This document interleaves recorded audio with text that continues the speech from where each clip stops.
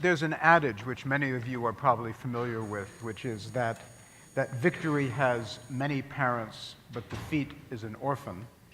And I think we're all proud parents here, donors and the think tanks alike. Anyone who has spent the last 2.5 days in this meeting would be very proud. You know, foundations have it easy. We're essentially unaccountable. You know, we compare politicians who have to deliver visible services to their constituents in order to be reelected. We're not pressured for immediate results.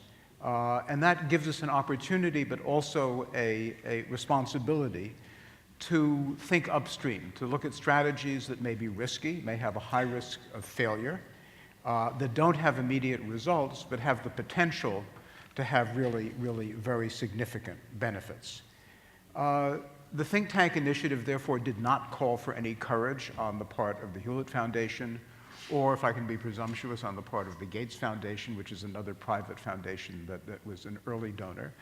But for IDRC, for DFID, IDRC, of course, came in at the same time as we did, you know, it did require a degree of courage. Even though these are relatively independent development agencies, they still are responsible to constituents. And of course, the greatest courage was required by the think tanks in this room.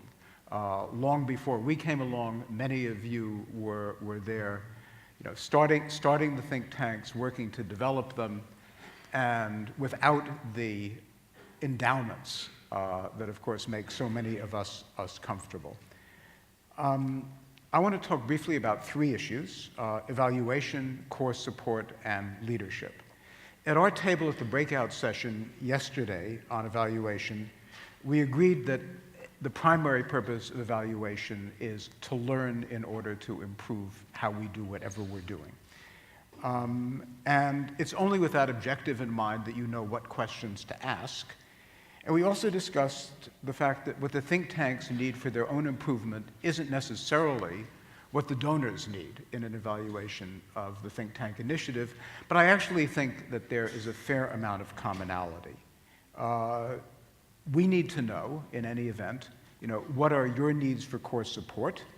As you develop a stronger track record, are you able to increase the demand for your work and diversify the source of your funding? And what are the long-term prospects for sustainable funding?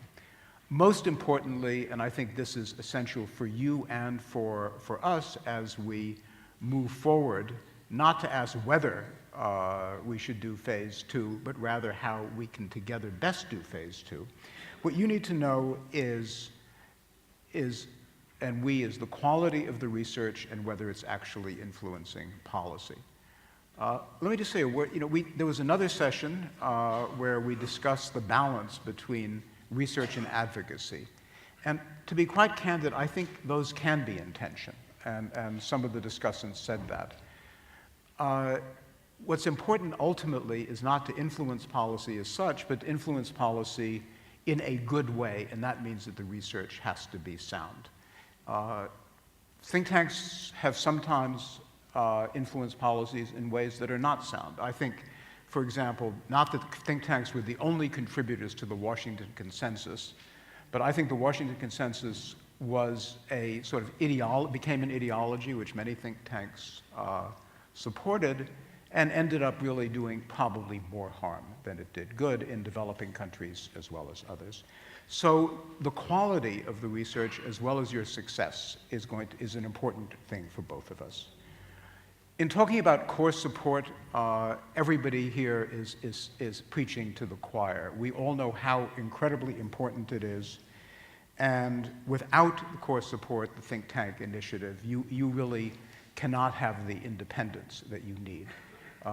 We at the Hewlett Foundation have a long tradition of providing course support when possible, because we realize that empowers the people who do the real work. We're just funders. The people who do the real work, though, are you, and course support empowers you.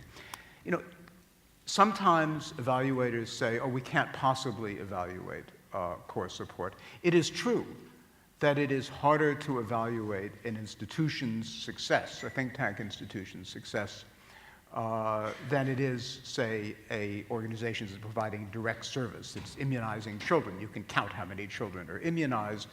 Figuring out the impact of the think tank is more difficult, but the world of evaluation has really developed a great deal and is up to the task of working together with you to understand the success of course support for think tanks.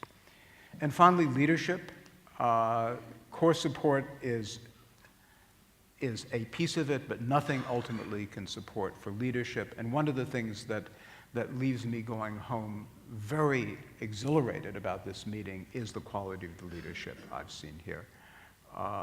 Ultimately, that is what is going to make what's made phase 1 successful, and is what's going to make phase 2 successful. So I thank all of you who are really doing the hard work to make the Think Tank Initiative successful. Thank you.